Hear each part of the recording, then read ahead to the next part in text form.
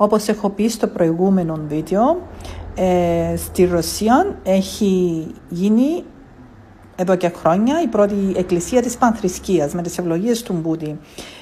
Μια εκκλησία στο Καζάν, έξω από τη Μόσχα, και έχει 12 θρησκείες μέσα, 12 τρούλοι, που όπως θα δείτε κάθε τρούλος έχει την θρησκεία του. Ο ένας τρούλος έχει σταυρόν, ο άλλος έχει για τον Αλλάχ, ο άλλος έχει τον Βούδα.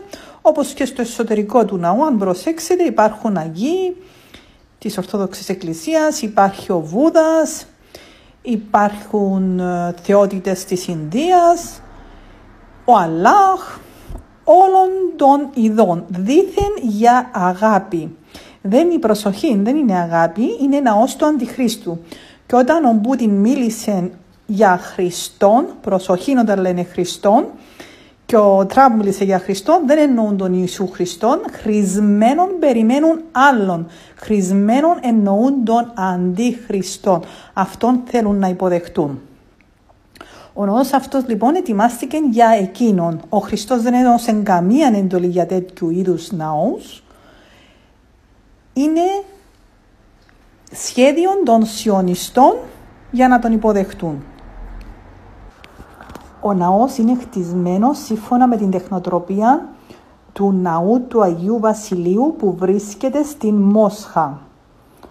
Προσβολή θαρώ για το πρότυπο του ναού του Αγίου Βασιλείου, το να χτίζουν έναν ναό του Αντιχρίστου σύμφωνα με το πρότυπο Ορθόδοξου ναού, βάζοντας μέσα 12 θρησκείες με σκοπό δήθεν την αγάπη και την ειρήνη.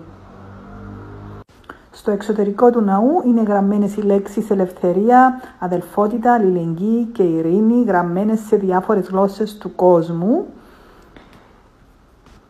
Επίσης υπάρχει το άγαλμα της θεότητας Σίβα, που είναι το ίδιο άγαλμα έξω από το ΣΕΡ. Το ΣΕΡ είναι εργαστήριο τεχνολογίας που κάνει τα τσουνάμια, τους σεισμούς, όλα αυτά που μας χτυπάνε.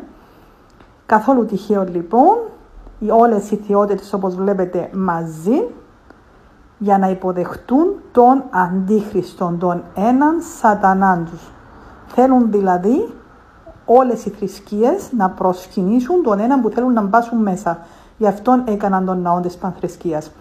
Όταν καταφέρουν να χορτάσουν τα πεινασμένα παιδιά, τότε ίσως να είναι και αληθινή. Αυτός λοιπόν είναι ο πρώτος ναός του Αντιχρίστου. Υπάρχουν κι άλλοι.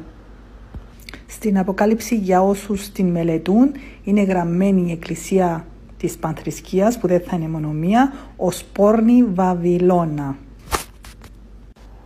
Η γυνή που είναι γραμμένη ότι θα γεννήσει τον Αντίχριστον. Αυτή δηλαδή που θα αναδείξει τον Αντίχριστο. Είναι μεταφορικός ο λόγος. Η Βαβυλώνα.